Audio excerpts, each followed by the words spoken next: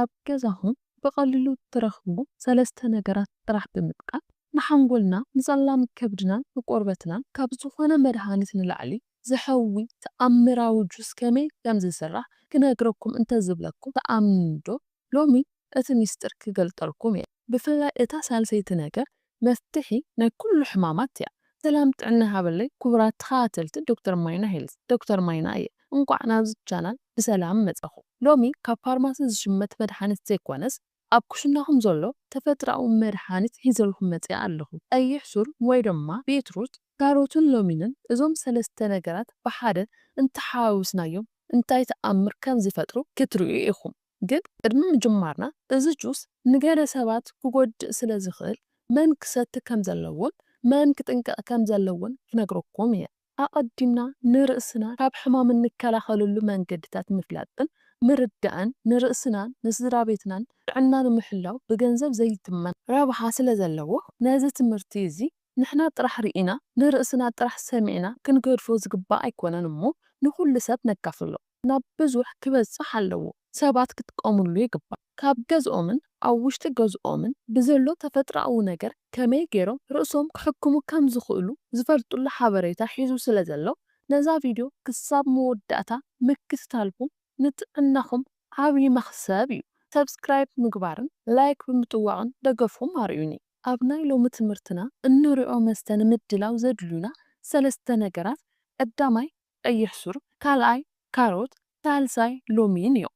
ክሳብ መወዳእታ ብጽሞናን ብተመስጥኦን ስምዑኒ። ኣተሓሒዘ ዘልዕሎም ናይ ኣጠቓቕማን መጠንቀቕታታትን እውን ስለ ዘለዎ ትኩረት ሂብኩም ስምዑኒ። ኣደላልውኡ ቅድሚ ምርኣይና እዚ መስተ ዝህበና ሽዱሽተ ቀንዲ ረብሓታት ንርአ። ቀዳማይ ናይ ሓንጎልና ጥዕና ብልዑል ደረጃ የዕብዮ። ነዚ ተግባር እዚ ዝገብሮ ናይ ሓንጎልና ከምኡውን ናይ ዝተፈላለዩ ክፋል ኣካላትና እኹል ዝኾነ ናይ ኦክሲጅን ምዝርጋሕ ብመንገዲ ደም ከም ዝህሉ ብምግባር እዩ። ነዚ ተግባር እዚ ንኽገብር ዓቕሚ ዝህቦ ኣብ ውሽጢ ቀይሕ ሱር ዘሎ ናይትሬት እዩ። ንሕና ንሰብነትና ካብ ምግቢ ናይትሬት ክንቐብሎ ከለና ሰብነትና ኣከታቲሉ ብዝገብሮም ክልተ ባዮኬሚካላዊ ለውጢ ኣቢሉ ናብ ናይትሪክ ኦክሳይድ ይቕይሮም። እዚ ናይትሪክ ኦክሳይድ ድማ ደም ኣብ ዝዘዋወረሎም ቱቦታት ውሽጢ ብቐንዱ ደም ቅዳሕን ደም መልስን ኣርተሪስ ኤንድ ቫይንስን ተባሂሎም ዝጽውዑ ናይ ደም ቱቦታት ውሽጢ ዝርከቡ ስሙዝ ማስልስ ተባሂሎም ዝጽውዑ ጭዋዳታት ክዘናግዑን ክፍታሕትሑን ብምግባር ብቱቦ ደም ኣቢሉ እኹል ጥዑይን ዝኾነ ናይ ኦክሲጅን ዝርግሐ ናብ ሓንጎልና ክኸይድ ይገብር።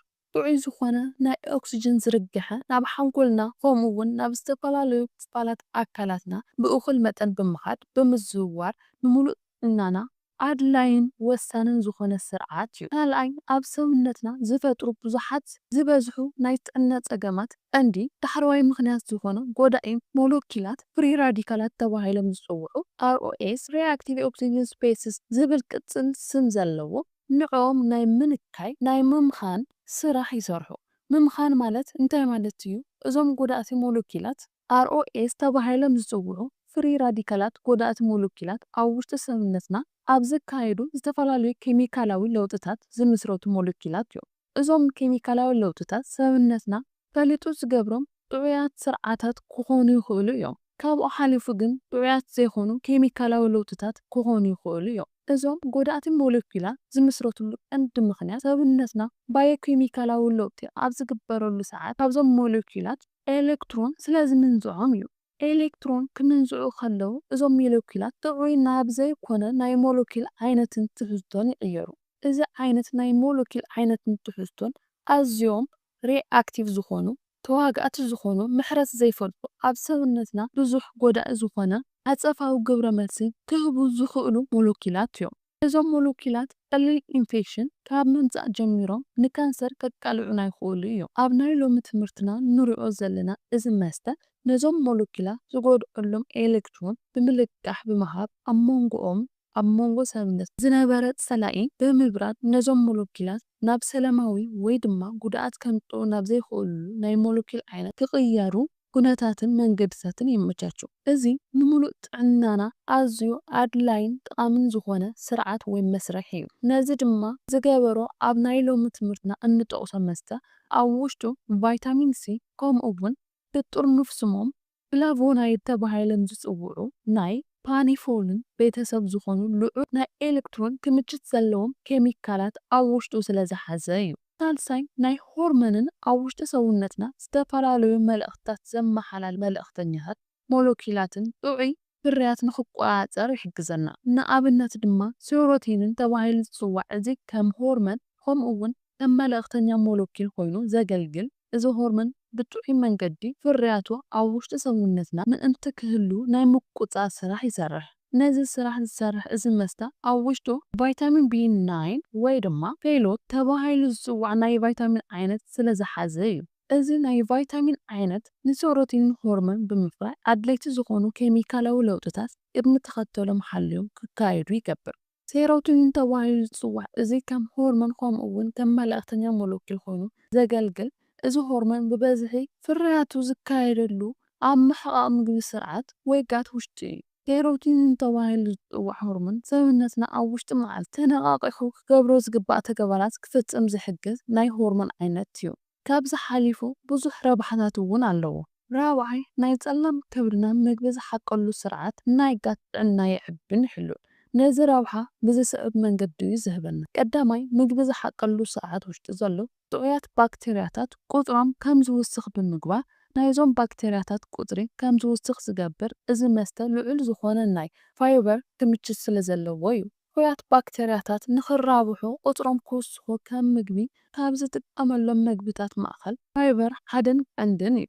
ንሕና ነዞም ባክቴርያታት ካብ ምግቢ ፋይበር ክንህቦም ከለና እቶም ባክቴርያታት ነዚ ፋይበር ብምብላዕ ርእሶም መጊቦም ካብኡ ብተወሳኺ ኣተሓሒዞም ንጥዕናና ጠቐምቲ ዝኾኑ ኬሚካላት ብምፍራይ ናይ ሙሉእ ጥዕናና ድሕንነት ይሕልው።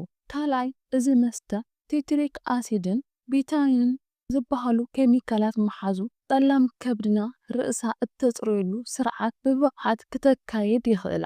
ብፍላይ ድማ ፌዝ 2 ደረጃ 2 ተባሂሉ ዝጽዋዕ ጸላም ከብድና ኣብ ልዕሊኣ ዝተኣከበ ርስሓት ብማይ ክመኩን ካቆን ናብ ዝኽእሉ ደረጃን ኩነታትን እትቕየረሉ ስርዓት ብብቕዓት ክትሰርሕ ዘድልይዋ ኢንዛይማት ብእኹል መጠንን ትሕዝቶን ከም ዘፍርዩ ይሕግዝ። ሓምሻይ ናይ ቆርበትና ጥዕና ይዕቢ።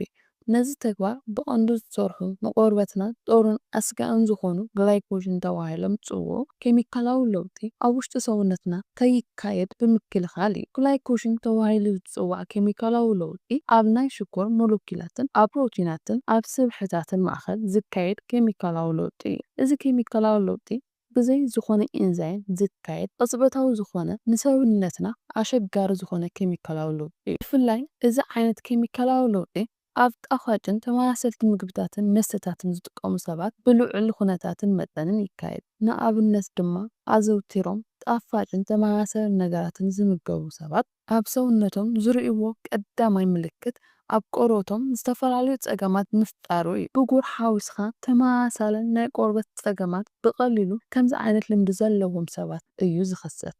እቲ ናይ መወዳእታ ናይ ዓይንና ጥዕና ናይ ምምሕያሽ ዓቕሚ እውን ኣለዎ።